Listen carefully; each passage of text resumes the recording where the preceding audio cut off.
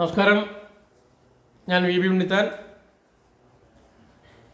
രാഷ്ട്രബന്ധുവിൻ്റെ പുതിയൊരു വാസ്തു വിജ്ഞാനത്തിലേക്ക് കൂടി എല്ലാവർക്കും സ്വാഗതം. ഇന്ന് പറയുന്നത്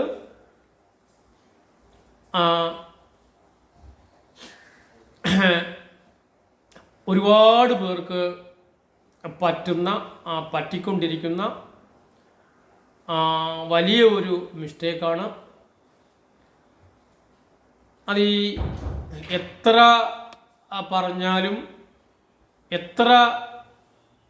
പറഞ്ഞാലും ചില ആളുകൾ ഉൾക്കൊള്ളത്തില്ല.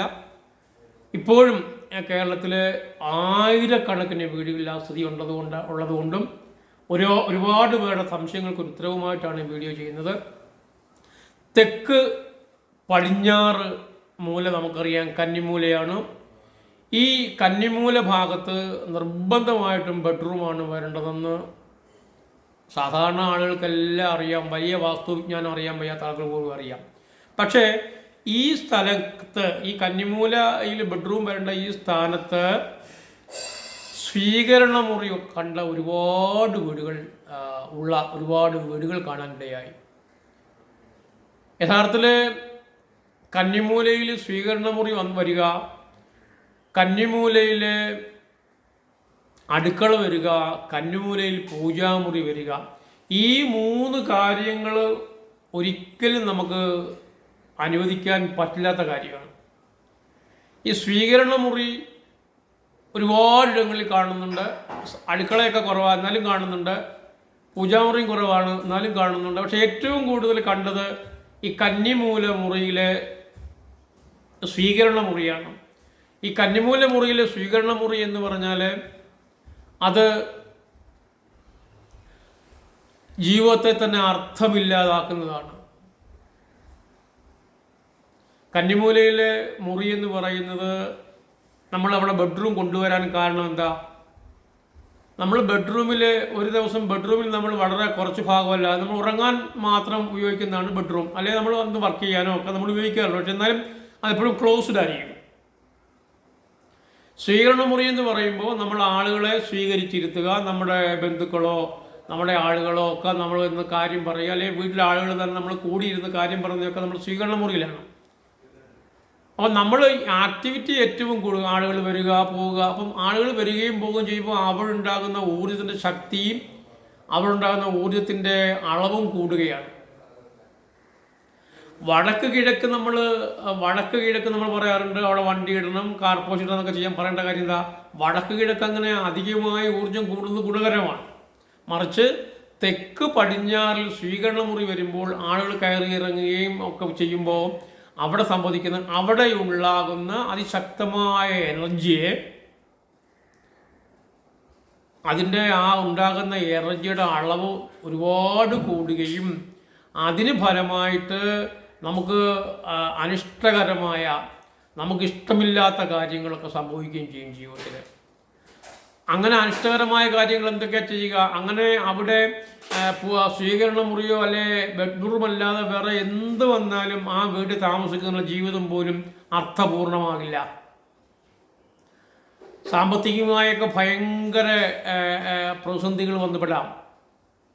ചില രോഗങ്ങൾ വന്നാൽ ആ രോഗങ്ങൾ മടങ്ങി ആ രോഗങ്ങളിൽ നിന്ന് നമ്മൾ രക്ഷപ്പെട്ട് ജീവിതത്തിലേക്ക് മടങ്ങി വരാൻ ബുദ്ധിമുട്ടാകും. അതായത് ചില അസുഖങ്ങൾ വന്നാൽ ആ അസുഖത്തോടു കൂടി ആ അസുഖം ബാധിക്കുന്ന ആളില്ലാതാകാനുള്ള സാധ്യത ഭയങ്കരമാണ്. സ്ഥാനങ്ങളൊക്കെ നഷ്ടപ്പെടാൻ ഭയങ്കര സാധ്യതയാണ്. വീടുകളിലെ ബന്ധങ്ങൾ പോലും ഭയങ്കരമായിട്ട് പ്രതിസന്ധിയിലാവാൻ ഭയങ്കര സാഹചര്യം ഉണ്ടാകും. അവിടെ താമസിക്കുന്ന ആ വീട്ടിലെ ആളുകളുടെ ജോലി നഷ്ടപ്പെടാൻ ഭയങ്കര സാധ്യതയുണ്ട്. അതുപോലെ തന്നെ അവിടെ നമ്മൾ പറയുന്ന അരക്ഷിതാവസ്ഥ എന്ന് പറയുന്ന ആ കാര്യം സംഭവിച്ചുകൊണ്ടേയിരിക്കും. വീട്ടിലെ വഴക്കും ബഹളവും വഴി നേരങ്ങളുണ്ടാകില്ല. എന്ത് കാര്യത്തിലും ഭിന്നത മാത്രം നിലനിൽക്കുന്നിടമായിരിക്കും ആ വീട്. ഒരുപക്ഷെ അങ്ങനെ അവിടെ സ്വീകരണ മുറി വന്നു കഴിഞ്ഞാൽ അവിടെ താമസിക്കാൻ പോലും ഒരുപക്ഷെ ആളില്ലാതായിത്തീരാം. അത് സംഭവിക്കുന്നത് അവിടെ ഉണ്ടാകുന്ന അധിക ശക്തിയുള്ള ഊർജം അമിതമായി ഉണ്ടാകുന്നത് കൊണ്ടാണ്. അങ്ങനെ അമിതമായി ശക്തമായ ഊർജ്ജം അമിതമായി ഉണ്ടാകുമ്പോൾ എന്താ സംഭവിക്കുക? അത് താങ്ങാനുള്ള ശക്തി നമ്മുടെ മനുഷ്യരുടെ ശരീരത്തിലുള്ള ആ ഊർജങ്ങൾക്കില്ല. അപ്പോൾ അത്തരം സംഭവങ്ങൾ നമ്മൾ ബോധപൂർവ്വം നമ്മൾ ഒഴിവാക്കേണ്ടതാണ്. ഒരുപാട് വീടുകളിൽ, ഒട്ടേറെ വീടുകളിൽ ഇത് കാണാറിടയായി. അവരുടെ ഓരോരോ കാര്യങ്ങൾ പറഞ്ഞു കൊടുക്കുമ്പോൾ അതെല്ലാം ഉണ്ട്, പക്ഷെ ഇക്കാര്യം മാത്രം ഇതുവരെ ആരും പറഞ്ഞു കൊടുത്തിട്ടില്ല. അപ്പോൾ ആൾക്കാർക്ക് ഉത്തരം പറയും, പടിഞ്ഞാറ് നിൽക്കുന്ന വീടല്ലേ, പടിഞ്ഞാറ് നിൽക്കുന്ന വീടിൽ ഞങ്ങൾ എന്ത് ചെയ്തു, ഞങ്ങളുടെ വാതിൽ വെച്ചേക്കുന്നത് ഞങ്ങൾ വാതിൽ വെച്ചേക്കുന്നത് പടിഞ്ഞാറാണ്. അപ്പോൾ നേരെ പടിഞ്ഞാറ് നിന്ന് കയറി വന്നപ്പോൾ ഞങ്ങൾ തെക്ക് പടിഞ്ഞാറ് സ്വീകരണ മുറി വെച്ചു. അങ്ങനെ സംഭവിച്ചത്. ചെല്ലു പറയും, അന്നേ ഞങ്ങൾ ഇത് ആ വീട് പണിയുന്ന കോൺട്രാക്ടർ പറഞ്ഞതാ, അയാൾ കേട്ടില്ല. തികച്ചും മോശമായ ഉത്തരങ്ങളെന്നൊക്കെ. നിങ്ങൾക്ക് പണിയുന്ന വീട് തീരുമാനിക്കുന്നത് നിങ്ങളാണ്, പണിയുന്ന ആളല്ല തീരുമാനിക്കേണ്ടത്. നിങ്ങൾ പണം കൊടുത്തിട്ടാണ് വീട് വയ്ക്കുക, നിങ്ങൾ പണം മുടക്കിയാണ് വീട് വയ്ക്കുക.